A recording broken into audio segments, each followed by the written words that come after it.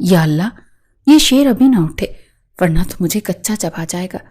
عریشہ نے دل ہی دل میں دعا کرتے ہوئے سانس روکی اور دبے قدموں آریان پاشا کے وسیع عریض کمرے میں داخل ہوئی۔ کمرہ نیم تاریک تھا اور ایئر کنڈیشنر کی ٹھنڈک اس کے ننگے پاؤں میں سنسنی پیدا کر رہی تھی۔ آریان پاشا بیڈ پر اوندھے منہ شرٹ لیس سو رہا تھا۔ اس کی چوڑی مضبوط پشت کسی سوئے ہوئے شیر کی طرح پرسکون مگر پرہیبت لگ رہی تھی۔ عریشہ کا دل کسی خوفزدہ پرندے کی طرح پھڑ پھڑا رہا تھا۔ اس نے بہت احتیاط سے آریان پاشا کا لیپ ٹاپ سائڈ ٹیبل سے اٹھایا۔ وہ آریان سے 9 برس چھوٹی تھی۔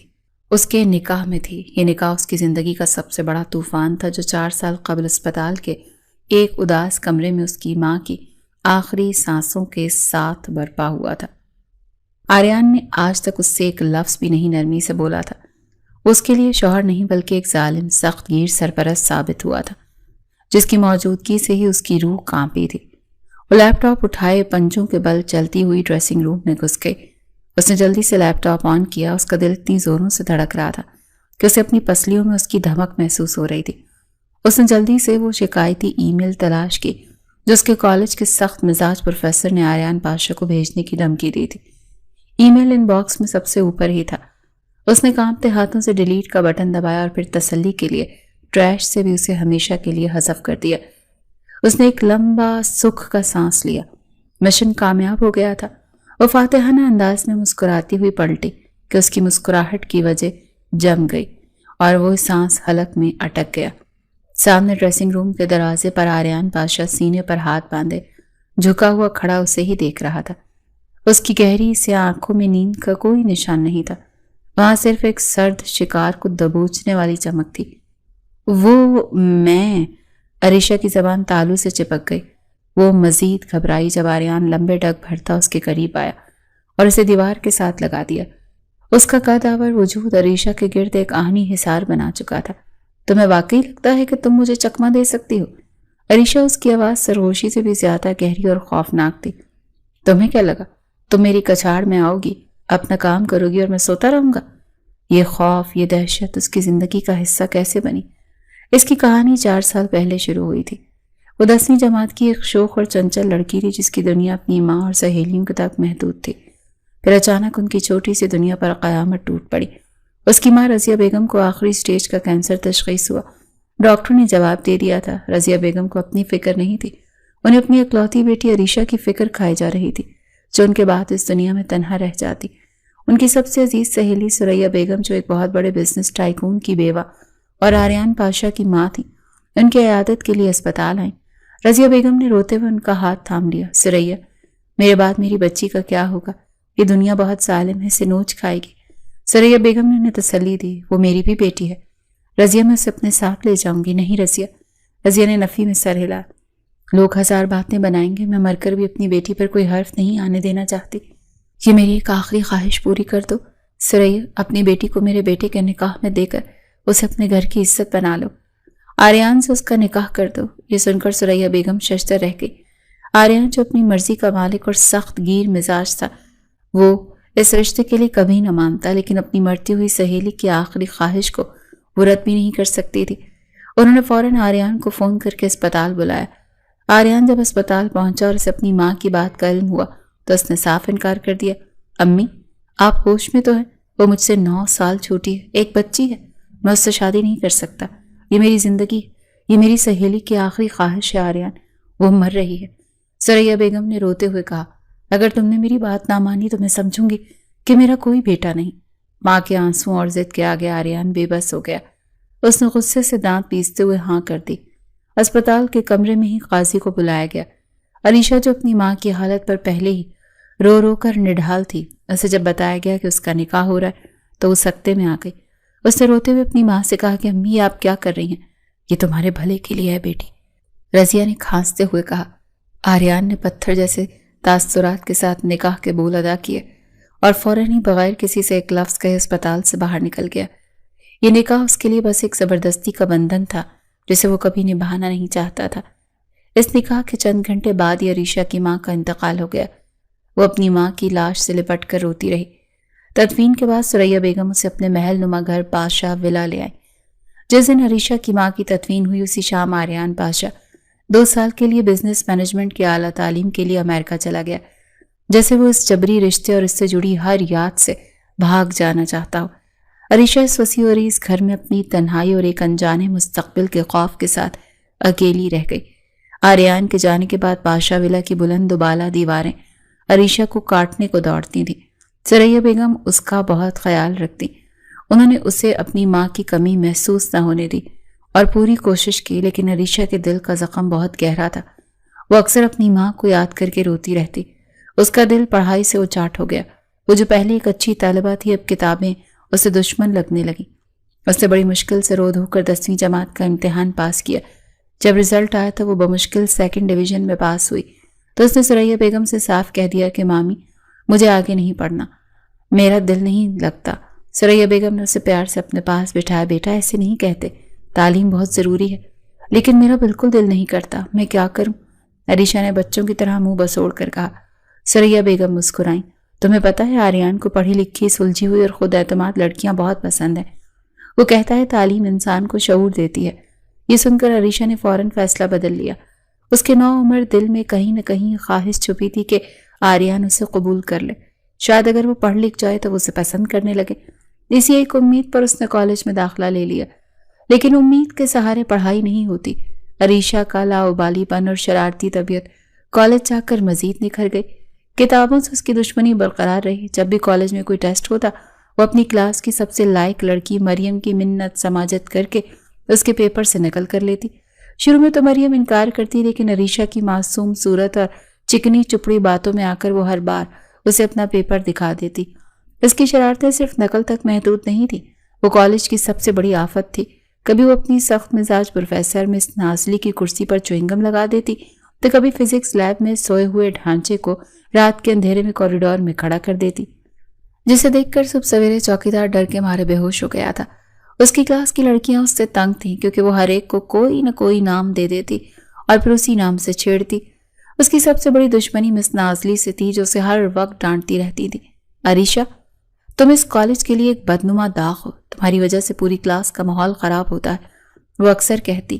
عریشہ آگے سے معصومیت سے کہتی، مس میں تو بس سب کے ہنسانے کی کوشش کرتی ہوں، آپ بھی ہنسا کریں، آپ پر غصہ اچھا نہیں لگتا۔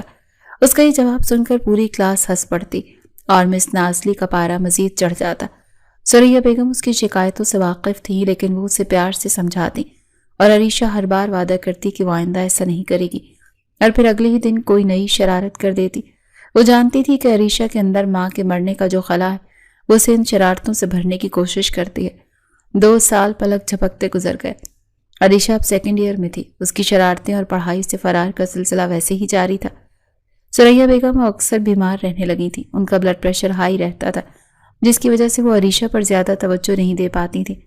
اور پھر وہ دن آ گیا جب آریان پاشا اپنی تعلیم مکمل کر کے واپس آ رہا تھا۔ ثریا بیگم بہت خوش تھیں، انہوں نے پورے گھر کو سجوایا۔ عریشہ کے دل میں ایک عجیب سی کھلبلی مچی ہوئی تھی، وہ خوش بھی تھی اور ڈری ہوئی بھی۔ کیا آریان بدل گیا ہوگا؟ کیا وہ اب اس سے ٹھیک سے بات کرے گا؟ جس دن آریان کو ایئرپورٹ سے واپس آنا تھا، اسی دن عریشہ اپنی تمام تر فکروں کو بھلا کر اپنے پڑوس کے بنگلوں سے بچوں کو اکٹھا کر کے پاشا ولا کے وسیع لان میں کرکٹ کھیل رہی تھی۔ اس نے جینز اور ایک ڈھیلی سی ٹی شرٹ پہن رکھی تھی اور بالوں کی پونی ٹیل بنائی ہوئی تھی۔ وہ پوری طرح کھیل میں مگن تھی۔ اس نے ایک زوردار شاٹ لگائی۔ اسی وقت حویلی کا بڑا گیٹ کھلا اور ایک چمکتی ہوئی سیاہ مرسیڈیز اندر داخل ہوئی۔ گاڑی پورچ میں رکی اور ڈرائیور نے پچھلا دروازہ کھولا۔ آریان پاشا، جو پہلے سے کہیں زیادہ وجیح اور پرکشش لگ رہا تھا، 3 پیس سوٹ میں ملبوس گاڑی سے باہر نکلا۔ اس سے پہلے کہ وہ گھر کے اندر قدم رکھتا، کرکٹ کی تیز رفتار بال سیدھی ہوا میں اڑتی ہوئی آئی اور اس کے سر کے پچھلے حصے پر لگی۔ آہ! اس کے منہ سے تکلیف دہ آواز نکلی اور وہ اپنا سر پکڑ کر رہ گیا۔ عریشہ نے جب دیکھا کہ بال کس کو لگی ہے تو اس کی آنکھیں خوف سے پھیل گئیں۔ وہ آریان پاشا تھا۔ اس کا رنگ فق ہو گیا۔ وہ بیٹ وہیں پھینک کر بجلی کسی تیزی سے بنگلے کے اندر بھاگی۔ رکو! آریان نے غصے سے دھاڑتے ہوئے کہا۔ اس نے عریشہ کو بھاگتے ہوئے دیکھ لیا تھا۔ وہ لمبے لمبے ڈھک بھرتا اس کے پیچھے لپکا اور اس سے پہلے کہ وہ اندر پہنچتی، اس نے اس کا بازو پکڑ کر اسے اپنی طرف کھینچ لیا۔ یہ کیا بدتمیزی ہے؟ اس نے عریشہ کو بازو سے پکڑتے ہوئے غصے سے پوچھا۔ یہ گھر ہے یا کھیل کا میدان؟ اور تمہارا حلیہ کیا ہے؟ اس کی نظریں عریشہ کی جینز اور ٹی شرٹ پر تھی۔ عریشہ کی تو جیسے زبان ہی گنگ ہو گئی۔ 2 سال بعد اس کا استقبال اس طرح ہوگا اس نے سوچا نہیں تھا۔ اس کی آنکھوں میں آنسو آ گئے۔ جواب دو۔ آریان کی دھاڑ پر وہ کانپ گئی۔ وہ میں کھیل رہی تھی۔ تو کیا گھر کے اندر کھیلا جاتا ہے؟ اور وہ بھی لڑکوں کے ساتھ؟ اس کی آواز میں حقارت تھی۔ شرم نام کی کوئی چیز تم میں ہے؟ یہ کہہ کر اس نے جھٹکے سے اس کا بازو چھوڑا اور اندر چلا گیا۔ عریشہ وہیں کھڑی آنسو بہاتی رہی۔ اس کے دل میں جو چھوٹی سی امید جاگی تھی وہ پہلے ہی لمحے میں ٹوٹ کر کرچی کرچی ہو گئی۔ آریان پاشا نہیں بدلا، وہ پہلے سے بھی زیادہ سخت اور ظالم ہو گیا۔ آریان پاشا کی واپسی نے پاشا ولا کی پرسکون فضا میں ایک تناؤ پیدا کر دیا تھا۔ وہ گھر تو آ گیا تھا لیکن اس کا رویہ سب کے ساتھ، خاص طور پر عریشہ کے ساتھ انتہائی سرد اور فاصلے والا تھا۔ وہ دن بھر اپنے آفس یا میٹنگز میں مصروف رہتا، رات کو دیر سے گھر لوٹتا۔ اس نے عریشہ سے کرکٹ والے واقعے کے بعد کوئی بات نہیں کی تھی، لیکن اس کی موجودگی کا احساس ہی عریشہ کو خوفزدہ رکھنے کے لیے کافی تھا۔ عریشہ نے بھی اپنی شرارتیں کافی حد تک کم کر دی تھیں۔ وہ کوشش کرتی تھی کہ اس کا آریان سے سامنا ہی نہ ہو۔ وہ اس کے گھر آنے سے پہلے اپنے کمرے میں چلی جاتی اور سب اس کے جانے کے بعد باہر نکلتی۔ ثریا بیگم اپنے بیٹے اور بہو کے درمیان اس سرد جنگ کو محسوس کر رہی تھی۔ انہوں نے کئی بار آریان سے بات کرنے کی کوشش کی کہ بیٹا، وہ تمہاری بیوی ہے، اسے اس طرح اجنبیوں جیسا سلوک مت کرو۔ امی پلیز، آریان نے بیزاری سے جواب دیا۔ آپ جانتی ہیں کہ وہ نکاح کن حالات میں ہوا تھا۔ میں اسے اپنی بیوی تسلیم نہیں کرتا۔ میرے لیے وہ اب صرف آپ کی ایک ذمہ داری ہے، اس سے زیادہ اور کچھ نہیں۔ یہ سن کر ثریا بیگم کا دل دکھتا لیکن وہ خاموش ہو جاتی۔ وہ جانتی تھی کہ آریان کو منانا آسان نہیں ہے۔ کچھ ہفتوں بعد ثریا بیگم کی طبیعت اچانک بہت خراب ہو گئی۔ ان کا بلڈ پریشر خطرناک حد تک بڑھ گیا اور ڈاکٹر نے انہیں مکمل بیڈ ریسٹ کا مشورہ دیا۔ اس وجہ سے عریشہ کے کالج میں ہونے والے پیرنٹ ٹیچر میٹنگ، جس میں شرکت کرنا لازمی تھا، ایک مسئلہ بن گیا۔ آنٹی، میں میٹنگ میں نہیں جاؤں گی، میں کہہ دوں گی آپ بیمار ہیں۔ عریشہ نے کہا، نہیں بیٹا۔ ثریا بیگم نے کمزوری سے کہا، یہ لازمی ہے۔ تمہاری پروفیسر مس نازلی نے خاص طور پر فون کیا ہے، وہ تمہاری پڑھائی کے بارے میں بہت پریشان ہے۔ تو پھر اب کیا ہوگا؟ عریشہ کو فکر ہوئی۔ آریان جائے گا۔ ثریا بیگم نے فیصلہ سنایا۔ یہ سننا تھا کہ عریشہ کے پیروں تلے سے زمین نکل گئی۔ نہیں، وہ نہیں جائیں گے ممی، پلیز، وہ مجھے جان سے مار دیں گے۔ ارے کچھ نہیں ہوتا، میں اس سے بات کروں گی۔ ثریا بیگم نے آریان کو اپنے کمرے میں بلایا اور اسے ساری تفصیل بتائی۔ آریان نے پہلے تو صاف انکار کر دیا۔ امی، میرے پاس ان فضول کاموں کے لیے وقت نہیں ہے۔ آپ جانتے ہیں کہ میری کمپنی کا کتنا بڑا پروجیکٹ چل رہا ہے۔ یہ فضول کام نہیں ہے آریان، یہ تمہاری ذمہ داری ہے۔ ثریا بیگم نے سختی سے کہا، اگر تم نہیں گئے تو میں خود اس حالت میں جاؤں گی، پھر اگر مجھے کچھ ہو گیا تو ماں کی دھمکی کے آگے آریان کو ایک بار پھر ہتھیار ڈالنے پڑے۔ اس نے غصے سے ہاں کر لی۔ اگلے دن جب آریان اپنی چمکتے ہوئی گاڑی میں عریشہ کو لے کر کالج کی طرف جا رہا تھا تو گاڑی میں قبرستان جیسی خاموشی تھی۔ عریشہ ڈر کے مارے سیٹ سے چپکی بیٹھی تھی۔ آریان کا چہرہ پتھر کی طرح سخت تھا۔ کالج پہنچ کر وہ سیدھا پرنسپل کے آفس گیا اور پھر انہیں مس نازلی کے پاس بھیج دیا گیا۔ مس نازلی، جو عریشہ سے پہلے ہی بہت تنگ تھی، آریان جیسے وجیح اور باروب شخص کو دیکھ کر کچھ لمحوں کے لیے مروب ہو گئی، لیکن پھر انہوں نے شکایات کا ایک لامتناہی دفتر کھول دیا۔ مسٹر پاشا، مجھے افسوس سے کہنا پڑ رہا ہے کہ آپ کی بیوی اس کالج کی سب سے غیر ذمہ دار اور بدتمیز طالبہ ہے۔ انہوں نے کہنا شروع کیا، یہ نہ تو پڑھتی ہے نہ کسی کو پڑھنے دیتی ہے۔ کلاس میں ہر وقت باتیں کرنا، دوسری لڑکیوں کو تنگ کرنا اور اساتذہ کا مذاق اڑانا ان کا معمول ہے۔ پچھلے ہفتے انہوں نے فزکس لیب کے ڈھانچے پر میرے نام کی تختی لگا دی۔ آریان کا چہرہ ہر شکایت کے ساتھ مزید سخت ہوتا جا رہا تھا۔ وہ غصے سے اپنی مٹھیاں بھینچ رہا تھا۔ عریشہ جو پاس ہی سر جھکائے کھڑی تھی، اس کا دل چاہ رہا تھا کہ زمین پھٹے اور وہ اس میں سما جائے۔ مس نازلی نے شکایات کی طویل فہرست ختم کرتے ہوئے کہا، اگر ان کا یہی رویہ رہا تو ہمیں مجبوراً انہیں کالج سے نکالنا پڑے گا۔ آریان نے ایک لفظ کہے بغیر سر ہلایا اور عریشہ کا بازو پکڑ کر تقریباً گھسیٹتا ہوا انہیں کمرے سے باہر لے آیا۔ گاڑی میں بیٹھتے ہی وہ اس پر پھٹ پڑا۔ تو یہ گل کھلا رہی ہو تم کالج میں؟ اس کی آواز اتنی بلند تھی کہ عریشہ کانپ گئی۔ تمہیں شرم نہیں آتی؟ میری عزت کا بھی کوئی خیال نہیں ہے تمہیں؟ لوگ کیا سوچتے ہوں گے کہ آریان پاشا کی بیوی ایک جوکر ہے؟ وہ میں مذاق میں، بکواس بند کرو۔ وہ دھاڑا، یہ آخری وارننگ ہے، اگر آئندہ تمہاری کوئی ایک بھی شکایت مجھ تک پہنچی تو مجھ سے برا کوئی نہیں ہوگا۔ میں تمہارا گھر سے نکلنا بند کر دوں گا، سمجھے تم عریشہ؟ عریشہ نے روتے ہوئے ہاں میں سر ہلایا۔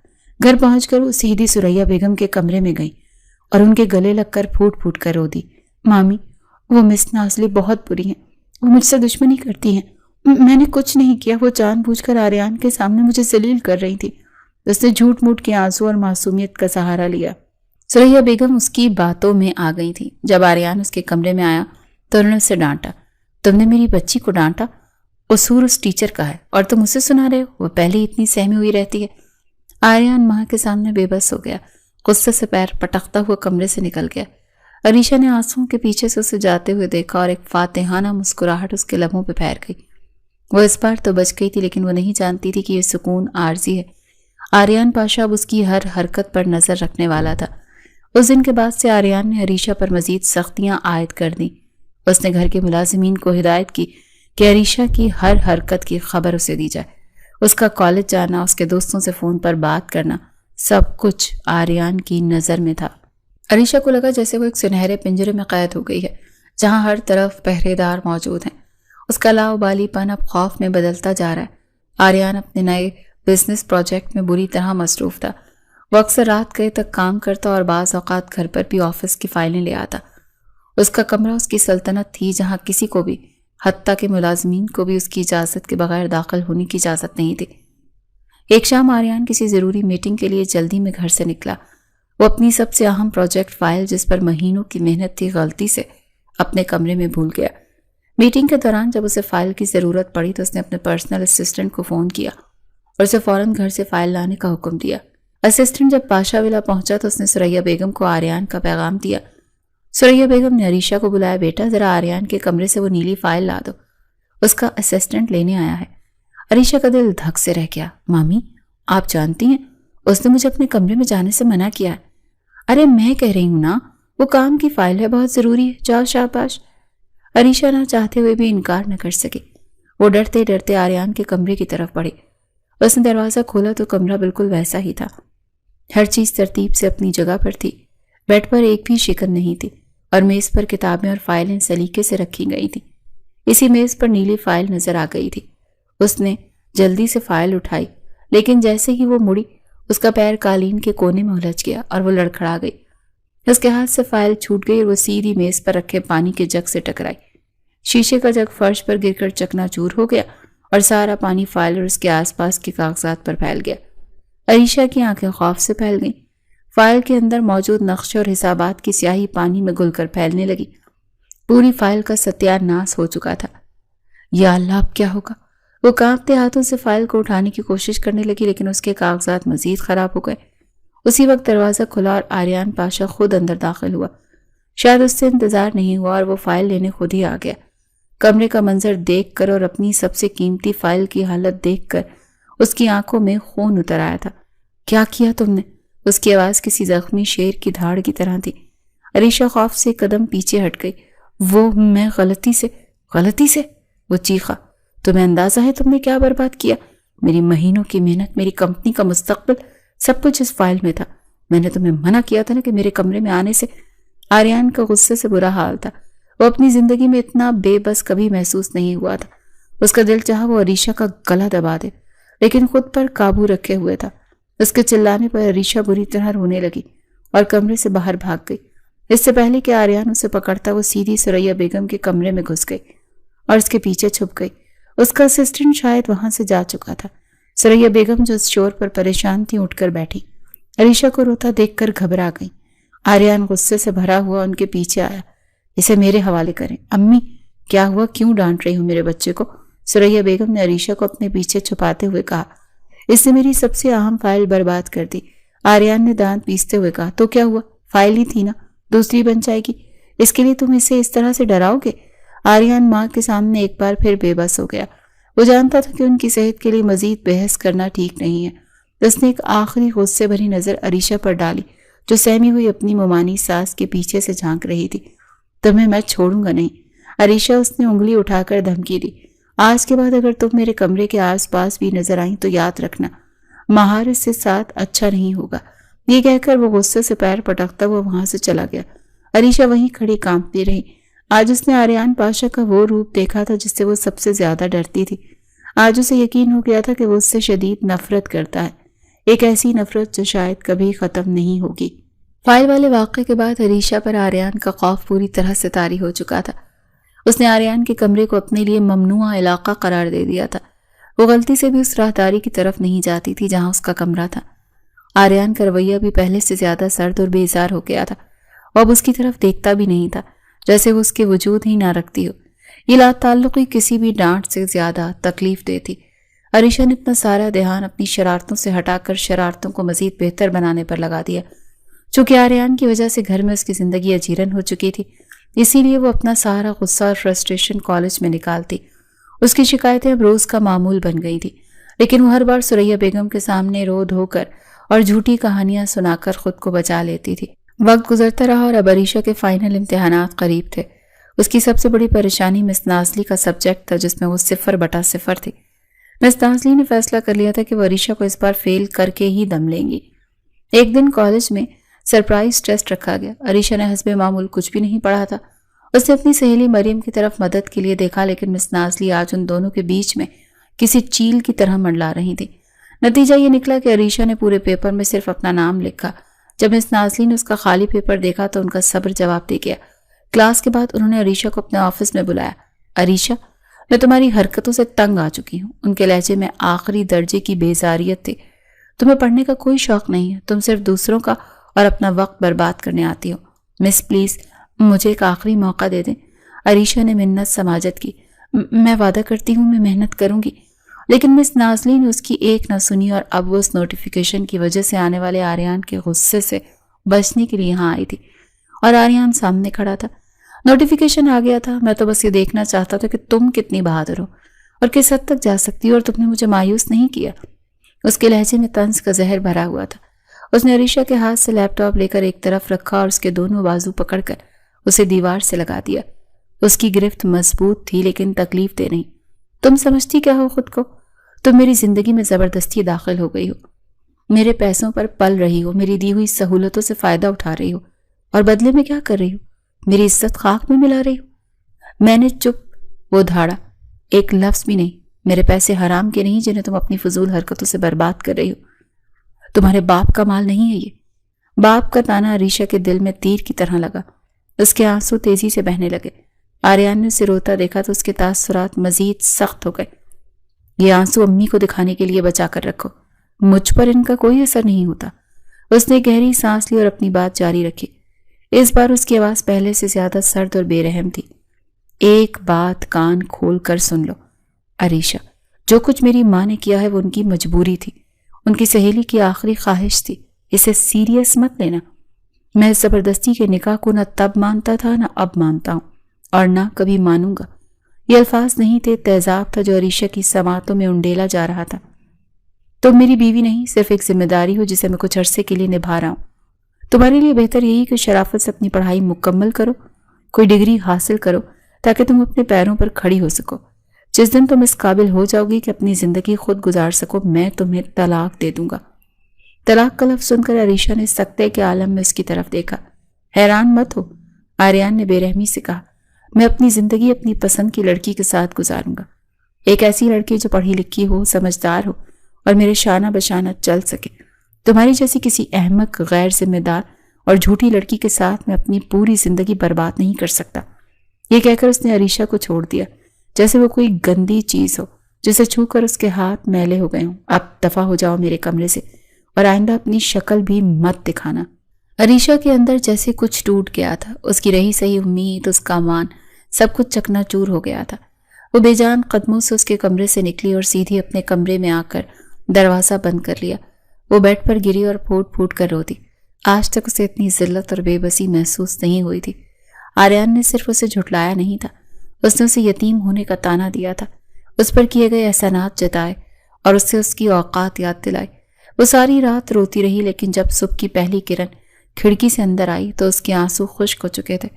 اس کی آنکھوں میں اب کوئی دکھ یا بے بسی نہیں تھی، وہاں ایک ضد تھی، ایک فیصلہ تھا۔ اس نے فیصلہ کر لیا تھا کہ وہ آریان پاشا کو دکھائے گی کہ وہ احمق نہیں، وہ پڑھے گی، دن رات ایک کر کے پڑھے گی، وہ ڈگری حاصل کرے گی، اپنے پیروں پر کھڑی ہوگی، اور پھر اس کے منہ پر اس کا احسان مار کر اس کی زندگی سے ہمیشہ کے لیے چلی جائے گی۔ اسے آریان پاشا کی طلاق کی ضرورت نہیں تھی، اسے اس شخص سے آزادی چاہیے تھی۔ آج سے اس کی زندگی کا ایک نیا باب شروع ہو رہا تھا، ایک ایسا باب جس کا عنوان تھا آریان پاشا سے انتقام۔ اس رات کے بعد عریشہ وہ عریشہ نہیں رہی۔ اس کے اندر کی شوخ اور چنچل لاابالی لڑکی کہیں گہری نیند سو گئی اور اس کی جگہ ایک سنجیدہ، پرعزم اور خاموش لڑکی نے لے لی تھی۔ آریان کے الفاظ اس کے لیے تازیانہ ثابت ہوئے تھے۔ اس نے عریشہ سے بات چیت مکمل طور پر ترک کر دی تھی۔ وہ اب اس کے سامنے بھی نہیں آتی تھی۔ وہ صبح سویرے اٹھتی، کالج جاتی اور واپسی پر سیدھا اپنے کمرے میں بند ہو جاتی۔ اس کی اس تبدیلی کو سب سے پہلے ثریا بیگم نے محسوس کیا۔ عریشہ بیٹا، کیا بات ہے؟ تم آج کل بہت خاموش رہتی ہو۔ طبیعت تو ٹھیک ہے؟ جی آنٹی، میں ٹھیک ہوں، بس امتحانات قریب ہیں اسی لیے پڑھائی پر دھیان دے رہی ہوں، عریشہ نے مختصر جواب دیا۔ کالج میں بھی سب اس کی تبدیلی پر حیران تھے۔ وہ اب نہ کسی سے مذاق کرتی، نہ کسی کو تنگ کرتی۔ وہ سب سے الگ تھلگ لائبریری میں کتابوں میں سر دیے بیٹھی رہتی۔ مس ناسلی جو اس سے سب سے زیادہ تنگ تھی، وہ بھی اس کی خاموشی اور سنجیدگی پر حیران تھی۔ عریشہ کے لیے یہ سب آسان نہیں تھا۔ اس کا دل پڑھائی میں بالکل نہیں لگتا تھا، لیکن جب بھی اس کا دھیان بھٹکتا، اسے آریان کا وہ بے رحم الفاظ یاد آ جاتے، تمہاری جیسی کسی احمق سے شادی نہیں کروں گا۔ یہ الفاظ اس کے ایندھن کا کام کرتے اور وہ دگنی محنت سے پڑھنے لگتی۔ اس کی محنت رنگ لائی۔ جب فائنل امتحانات کا نتیجہ آیا تو سب حیران رہ گئے۔ عریشہ نے نہ صرف کالج میں ٹاپ کیا بلکہ پورے بورڈ میں تیسری پوزیشن حاصل کی تھی۔ مس نازلی کو اپنی آنکھوں پر یقین نہیں آیا۔ انہوں نے عریشہ کو اپنے آفس میں بلا کر مبارکباد دی۔ مجھے تم سے یہ امید نہیں تھی عریشہ، تم نے مجھے غلط ثابت کر دیا، شکریہ مس۔ عریشہ کے لہجے میں کوئی خاص خوشی نہیں تھی، بس ایک سپاٹ پن تھا۔ جب یہ خبر گھر پہنچی تو ثریا بیگم کی تو خوشی کی کوئی انتہا نہ رہی۔ انہوں نے تو پورے گھر میں مٹھائی بانٹی۔ آریان بھی اس وقت گھر پر ہی تھا۔ اس نے جب رزلٹ سنا تو اس کے چہرے پر حیرت کے تاثرات ابھرے، لیکن اس نے عریشہ سے آ کر کچھ نہیں کہا۔ اس کی یہ خاموشی عریشہ کے لیے اس کی کسی بھی تعریف سے بڑھ کر تھی۔ اسے لگا جیسے اس نے اپنی پہلی جنگ جیت لی۔ اس شاندار رزلٹ کی بنیاد پر عریشہ کو ملک کی سب سے بہترین یونیورسٹی میں اسکالرشپ پر داخلہ مل گیا۔ اب اس کی زندگی کا ایک نیا مرحلہ شروع ہونے والا تھا۔ یونیورسٹی کا ماحول کالج سے بالکل مختلف تھا۔ یہاں کوئی اس کے ماضی سے نہیں جانتا تھا۔ وہ اپنی پڑھائی پوری توجہ دیتی اور جلد ہی اس کا شمار یونیورسٹی کے ذہین ترین طالب علموں میں ہونے لگا۔ یہاں اس کی دوستی عامر سے ہوئی۔ عامر ایک متوسط طبقے سے تعلق رکھنے والا خوش اخلاق اور ذہین لڑکا تھا۔ وہ اکثر پڑھائی میں عریشہ کی مدد کرتا اور اس کا بہت خیال رکھتا۔ عریشہ جو ہمیشہ سے توجہ اور محبت کی بھوکی تھی، اسے عامر کی یہ فکر اور احساس بہت اچھا لگتا۔ وہ آہستہ آہستہ اسے پسند کرنے لگی۔ اسے لگا کہ عامر ہی وہ شخص ہے جو اسے سمجھتا ہے اور اس کی قدر کرتا ہے، لیکن وہ عامر کی اصلیت سے بے خبر تھی۔ عامر ایک انتہائی لالچی اور موقع پرست انسان تھا۔ اس نے جب عریشہ کو پہلی بار مہنگی گاڑی سے اترتے اور برانڈڈ کپڑوں میں دیکھا تو اسے اندازہ لگا لیا کہ وہ کسی امیر گھرانے سے ہے۔ اس نے ایک منصوبہ بنایا کہ وہ عریشہ کو اپنی محبت کے جال میں پھنسائے گا اور اس سے شادی کر کے اس کی دولت پر قبضہ کر لے گا۔ وہ بظاہر اس کا بہت احساس کرتا تھا، اس کی تعریف کرتا، اسے یقین دلاتا کہ وہ اس سے سچی محبت کرتا ہے۔ عریشہ اس کے جھوٹے جال میں بری طرح سے پھنس چکی تھی۔ اسے عامر کی صورت میں اپنی زندگی کا وہ ساتھی نظر آنے لگا جس کا وہ ہمیشہ سے خواب دیکھتی تھی۔ وہ آریان پاشا کے دیے ہوئے زخموں کا مرہم عامر کی محبت میں تلاش کر رہی تھی۔ اسے احساس ہی نہیں تھا کہ وہ ایک دلدل سے نکل کر دوسرے اور زیادہ گہرے دلدل میں گرنے جا رہی ہے۔ ایک دن عامر نے اسے کہا کہ عریشہ، ہم کب تک اس طرح چھپ چھپ کر ملتے رہیں گے؟ میں تمہارے گھر والوں سے مل کر تمہارا ہاتھ مانگنا چاہتا ہوں۔ یہ سن کر عریشہ گھبرا گئی۔ وہ اسے اپنے اور آریان کے رشتے کے بارے میں کیسے بتاتی؟ اس نے بہانہ کیا، ابھی نہیں عامر، ابھی میری پڑھائی مکمل نہیں ہوئی، صحیح وقت آنے پر میں خود تمہیں سب سے ملواؤں گی۔ عامر نے بظاہر سمجھداری سے سر ہلا دیا، لیکن اس کے دل میں لالچ کی آگ مزید بھڑک اٹھی تھی۔ وہ جلد سے جلد اپنے منصوبے کو کامیاب کرنا چاہتا تھا۔ وقت گزرتا جا رہا تھا اور عریشہ عامر کی محبت کے جال میں مزید الجھتی جا رہی تھی۔ وہ اکثر یونیورسٹی کے بعد ساتھ وقت گزارتے، کبھی پارک میں تو کبھی کسی کیفے میں۔ عریشہ کو اس کی صحبت میں سکون ملتا، ایک ایسا سکون جو اسے پاشا ولا کی پرتعیش دیواروں میں کبھی نصیب نہیں ہوا۔ ایک دن عامر نے عریشہ کو شہر کے ایک مہنگے ریسٹورانٹ میں ڈنر کے لیے مدعو کیا۔ آج میری سالگرہ ہے، اس نے جھوٹ بولا تھا، اور میں یہ دن صرف تمہارے ساتھ منانا چاہتا ہوں۔ عریشہ اس کی بات ٹال نہ سکی۔ اس نے ثریا بیگم سے اپنی دوست کے گھر گروپ سٹڈی کا بہانہ کیا اور عامر کے ساتھ چلی گئی۔ اتفاق سے اسی ریسٹورانٹ کے پرائیویٹ کیبن میں آریان پاشا اپنے غیر ملکی کلائنٹس کے ساتھ ایک اہم میٹنگ کر رہا تھا۔ اس کی میٹنگ ابھی ختم ہوئی ہی تھی اور اس کے کلائنٹس جا چکے تھے۔ وہ بھی وہاں سے نکلنے کا سوچ رہا تھا کہ اس کی نظر ریسٹورانٹ کے مین ہال میں بیٹھی عریشہ پر پڑی۔ ایک لمحے کے لیے تو اسے اپنی آنکھوں پر بالکل یقین ہی نہیں آیا۔ عریشہ ایک اجنبی لڑکے کے ساتھ بیٹھی ہنس ہنس کر باتیں کر رہی تھی اور اس لڑکے نے اس کا ہاتھ تھام رکھا تھا اور عریشہ نے اسے منع بھی نہیں کیا۔ یہ منظر دیکھ کر تو آریان کے تن بدن میں آگ لگ گئی۔ اس کا چہرہ غصے سے سرخ ہو گیا اور اس نے اپنی مٹھیاں بھینچ لیں۔ اس کی بیوی اس کے نکاح میں ہوتے ہوئے کسی غیر مرد کے ساتھ اس طرح سرعام، جس کی غیرت پر براہ راست حملہ تھا۔ وہ اپنی جگہ سے اٹھا اور لمبے لمبے قدم اٹھاتا اس کی میز کی طرف بڑھا۔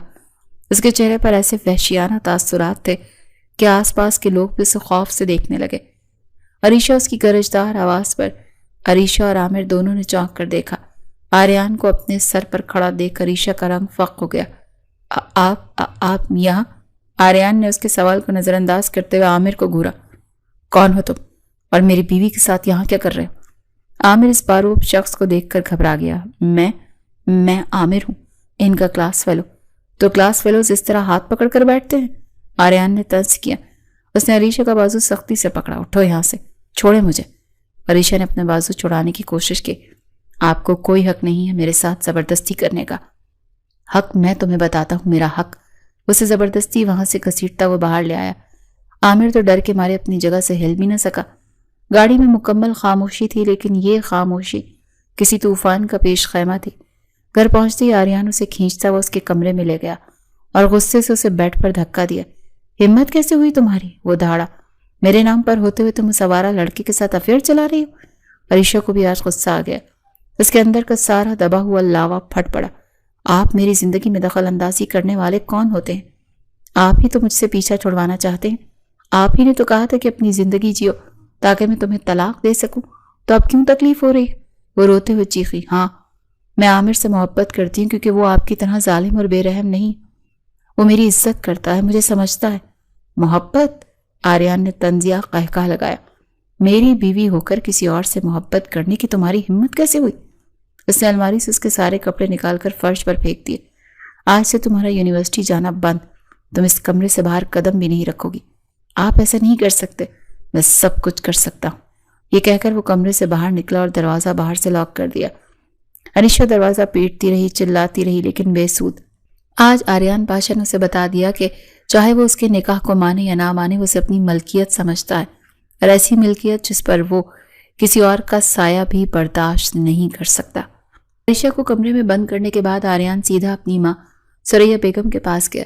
وہ اس وقت تک ریسٹورانٹ والے واقعے سے بے خبر تھی اور اپنے کمرے میں آرام کر رہی تھی۔ امی، مجھے آپ سے ضروری بات کرنی ہے۔ آریان کا لہجہ سنجیدہ اور فیصلہ کن تھا۔ ثریا بیگم اٹھ کر بیٹھ گئیں۔ کیا ہوا بیٹا، تم اتنے پریشان کیوں لگ رہے ہو؟ میں نے فیصلہ کر لیا ہے، آریان نے کہا۔ میں عریشہ سے رخصتی کرنا چاہتا ہوں۔ آپ جلد از جلد تیاری شروع کر دیں۔ یہ سن کر تو ثریا بیگم کی آنکھوں میں خوشی چمک گئی۔ سچ؟ اللہ کا شکر، تم نے آخر کار صحیح فیصلہ کر لیا۔ میں تو کب سے اس دن کا انتظار کر رہی تھی، لیکن ایک مسئلہ ہے، آریان نے کہا۔ عریشہ اس کے لیے راضی نہیں ہوگی کیونکہ وہ…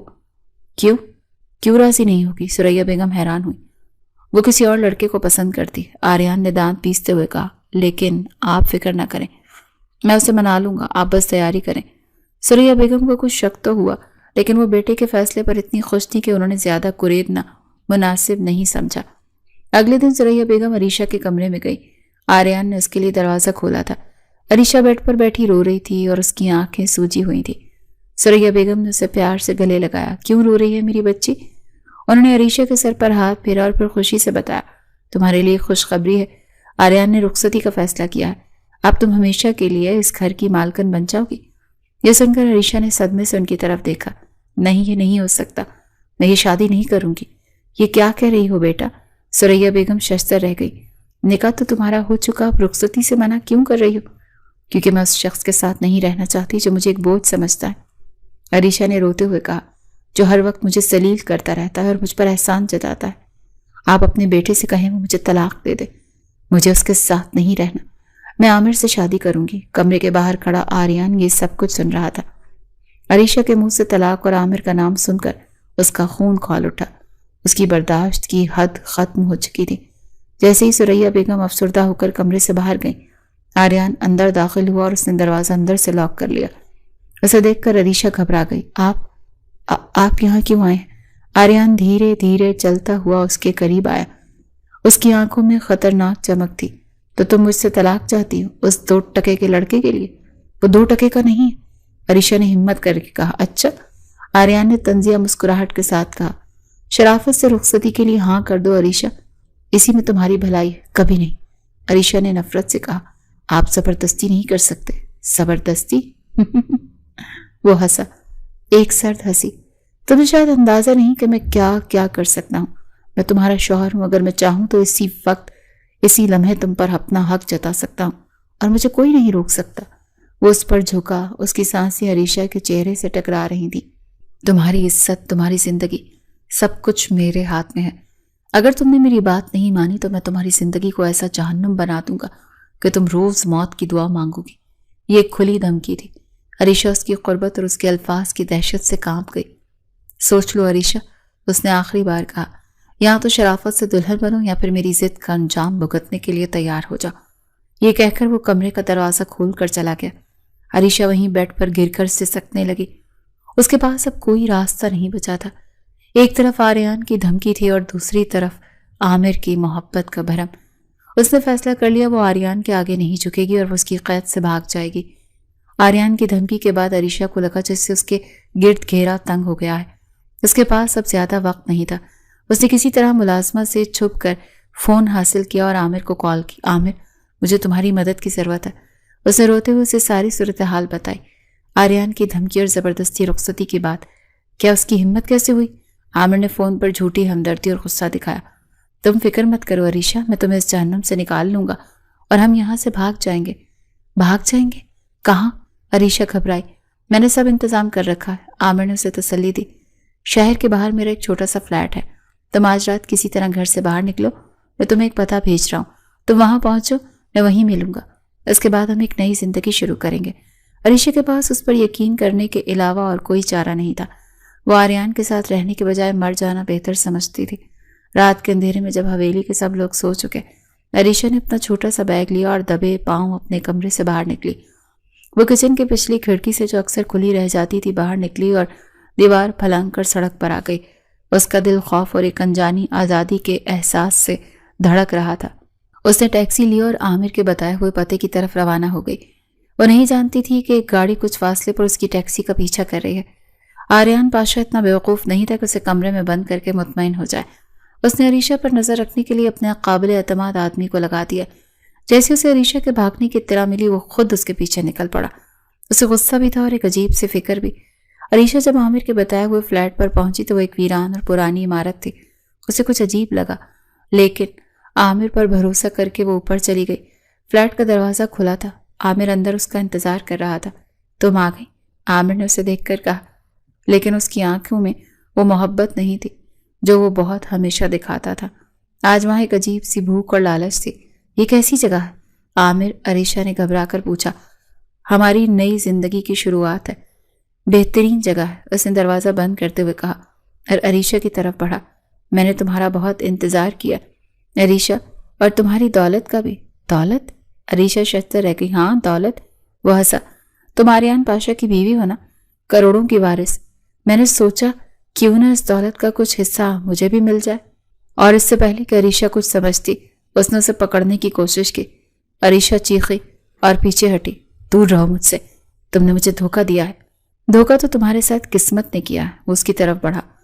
آج رات تم یہیں رہو گی میرے ساتھ، صبح ہم تمہارے شوہر سے تمہاری رہائی کی قیمت مانگیں گے۔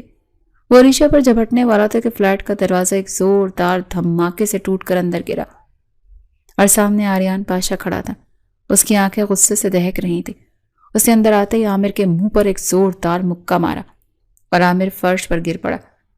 آریان نے اسے بالوں سے پکڑ کر اٹھایا اور اسے بے رحمی سے مارنا شروع کر دیا۔ تیری ہمت کیسے ہوئی میری بیوی کو ہاتھ لگانے کی؟ عریشہ خوف سے کانپتی ہوئی دیوار سے لگی یہ سب دیکھ رہی تھی۔ آریان نے عامر کو ادموا کر کے پولیس کے حوالے کر دیا، جو اس کے ساتھ ہی آئی تھی۔ پھر وہ عریشہ کی طرف مڑا، اس کا سارا غصہ اس کی طرف منتقل ہو گیا تھا۔ اس لڑکی کی خاطر تم مجھے ٹھکرا رہی تھی، اس دھوکے باز کے لیے تم گھر سے بھاگی تھی۔ دیکھ لیا اس کا اصل روپ، عریشہ پھوٹ پھوٹ کر روتی۔ آپ نے مجھے ہر وقت ڈانٹتے تھے، مجھے ذلیل کرتے تھے۔ وہ مجھ سے پیار کرتا تھا، میں تمہیں اس لیے ڈانٹتا تھا تاکہ تم پڑھو، کچھ بنو۔ آریان نے پہلی بار نرمی سے کہا، تاکہ تم دنیا کو سمجھ سکو اور اس جیسے گدھوں کو پہچان سکو۔ میں تمہیں اس لیے نہیں ڈانٹتا تھا کہ تم یہ سب کرو۔ اس کی آواز میں غصے کے ساتھ ساتھ ایک گہری فکر اور اپنائیت تھی۔ عریشہ نے پہلی بار اس کی آنکھوں میں اپنے لیے نفرت کے علاوہ کچھ اور دیکھا۔ مجھے معاف کر دیں، وہ سسکتے ہوئے بولی۔ آریان نے گہری سانس لی اور اس کے قریب آ کر اس کے کاندھوں پر اپنا کوٹ ڈال دیا۔ چلو گھر چلیں۔ اس رات ان کے درمیان کے سارے شکوے، گلے اور غلط فہمیاں دور ہو گئیں۔ عریشہ کو احساس ہوا کہ آریان کی سختی کے پیچھے اس کی فکر چھپی تھی، اور آریان کو احساس ہوا کہ اس کا طریقہ غلط تھا۔ کچھ ہفتوں بعد پاشا ولا میں دھوم دھام سے ان کی رخصتی ہوئی۔ عریشہ جب سرخ جوڑے میں اس کے سامنے آئی تو آریان نے مسکرا کر اس کا ہاتھ تھاما۔ آج تم واقعی میں میری دلہن لگ رہی ہو، عریشہ آریان پاشا۔ ان کی کہانی کی شروعات نفرت اور مجبوری سے ہوئی تھی، لیکن انجام محبت اور افہام و تفہیم پر ہوا۔